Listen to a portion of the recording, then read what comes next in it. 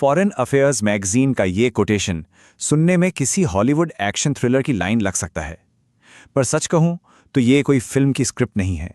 अमेरिकी geopolitical think tanks ने हाल ही में एक बेहद अलार्मिंग रिपोर्ट पब्लिश की है। उनका प्रेडिक्शन है कि 2026 में भारत और पाकिस्तान के बीच एक बहुत बड़ा युद्ध हो सकता है। और सबसे बड़ा ट्विस्ट, रिपोर्ट्स के मुताबिक इस बार अमेरिका इस आग को बुझा नहीं पाएगा। वेस्टर्न डिप्लोमेसी में इस वक्त इस बात को लेकर लिटरली एक पैनिक का माहौल है। तो चलिए इस एक्सप्लेनर में गहराई से देखते हैं कि आखिर ये सब इतना सीरियस क्यों है। South Asia 2026 the escalation ladder. इस एक्सप्लेनर में हम उन जियोपॉलिटिकल कैलकुलेशंस को डिकोड करेंगे जिन्हें लेकर दुनिया भर के एक्सपर्ट्स इतनी टेंशन में हैं। इस पूरी सिचुएशन का कूटनीतिक या डिप्लोमैटिक एंगल काफी कॉन्ट्रडिक्टरी है। एक तरफ देखिए, अमेरिका के पूर्व राष्ट्रपति डोनाल्ड ट्रंप ओपनली क्लेम करते हैं कि उन्होंने मध्यस्थता करके पास्ट में लाखों लोगों की जान बचाई, लेकिन दूसरी तरफ भारत का स्टैंड हमेशा से एकदम क्रिस्टल क्लियर रहा है। विवाद स्ट्रिक्टली बायलैटरल या द्विपक्षीय हैं, मतलब किसी भी बाहरी ताकत के दखल की यहां कोई गुंजाइश नहीं है। ये जो एक्सट्रीम कॉन्ट्रडिक्शन है ना, यही आगे चल के एक बहुत बड़ी प्रॉब्लम बनने वाली है। तो अब सवाल ये उठता है कि आगे अगर कुछ होता है तो अमेरिका की डिप्लोमेसी फेल क्यों होगी?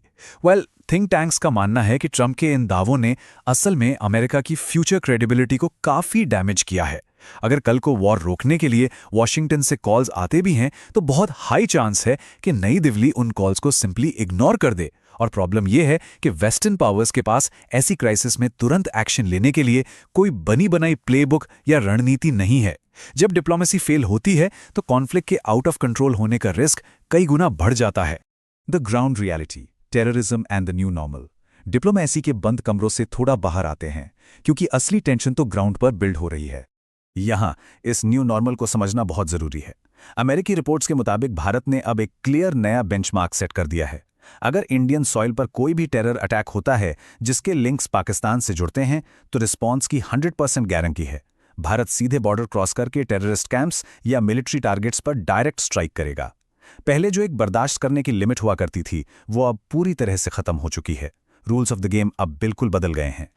इन रिपोर्ट्स में एक और बहुत ही शॉकिंग और रहस्यमयी डिटेल सामने आती है।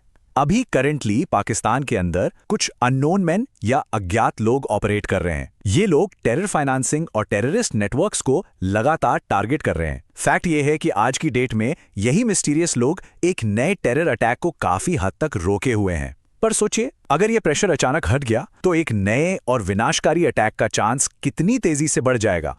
The predicted escalation chain. Carnegie endowment और बाकी एनालिस्ट्स ने एक पूरा step by step chain of events predict किया है।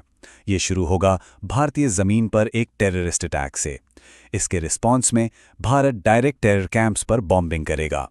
अगर बात बिगड़ती है तो दोनों तरफ के मिलिट्री इंस्टॉलेशंस पर हेवी स्ट्राइक्स होंगे और देखते ही देखते ये एक फुल स्केल कन्वेंशनल वॉर में बदल जाएगा। 2026 की तरफ बढ़ते हुए ये ट्रेजेक्टरी काफी डराने वाली लग रही है। The arms race, Chinese J-35A। चलिए अब उस टेक्नोलॉजिकल डिस्रप्टर की बात करते हैं जो इस पूरे रीजन का मिलिट्री पावर बैलेंस पूरी तरह हिलाकर रख देने वाला है। ये कंपैरिजन ध्यान से देखिए। एक तरफ है चीन का बनाया हुआ 5th generation stealth fighter jet J-35AE जो बहुत जल्द पाकिस्तान को मिलने वाला है, और इसके ठीक सामने खड़ा है भारत का main air defence system S-400। ये अब सिर्फ हथियारों की लड़ाई नहीं बची, ये एडवांस टेक्नोलॉजी का एक बहुत बड़ा हाई स्टेक्स फेस ऑफ है। आखिर ये J-35AE इतना बड़ा थ्रेट क्यों माना जा रहा है? देखिए, आज पाकिस्तान के करीब 80% हथियार चीन से आ रहे हैं।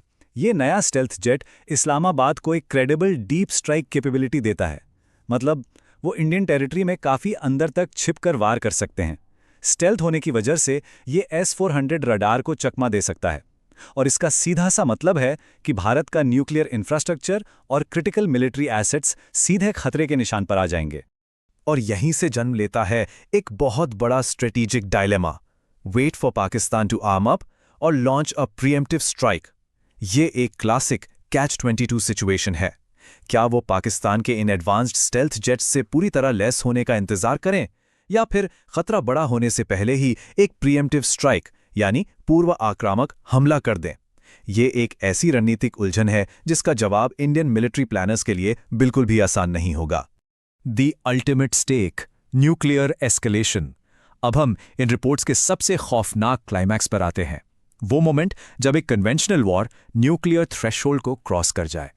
Path to the nuclear brink. तबाही का यह रास्ता कितनी तेजी से तय हो सकता है, इसका टाइमलाइन देखिए। 2026 से पहले हथियारों का भारी जमावड़ा और स्टेल्थ जेट्स की डिलीवरी, फिर आएगा स्पार्क, एक टेरर अटैक जो मिलिट्री एक्शन ट्रिगर करेगा। उसके बाद रिटेलिएशन, स्टेल्थ विमानों के जरिए अहम ठिकानों पर डीप स्ट्राइक्स, और फाइनल क्लाइमैक्स जब अचानक से न्यूक्लियर एसेट्स खतरे में आ जाएंगे या डिप्लॉय कर दिए जाएंगे। एक छोटी सी बॉर्डर पर होने वाली झड़प को ग्लोबल तबाही बनने में शायद कुछ दिन ही लगेंगे।